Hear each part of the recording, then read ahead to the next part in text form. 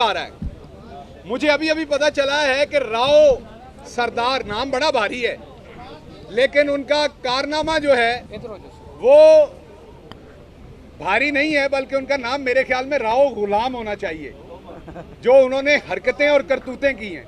ये बात दुरुस्त है कि चीफ सेक्रेटरी और आईजी शरीफ आदमी हैं और ईमानदार हैं। फाइनेंशियली इनकी क्रेडिबिलिटी के ऊपर मैंने कोई बात नहीं सुनी, मैं खामखा इल्ज़ाम नहीं लगाऊंगा। लेकिन अगर आप चौक पे खड़े हो, कद आपका 6 फुट 2 इंच हो, बाजुओं में ताकत हो, किसी गरीब की बेटी की इज्जत लुट रही हो और तुसी कहो मैं शरीफ है, मैं नहीं विच बोलना, लख दी लानत है हो जी शराफत है। सो राव गुलाम साहब, आपको शर्म आनी चाहिए जो आपने इसी ऐवान के अंदर किया था।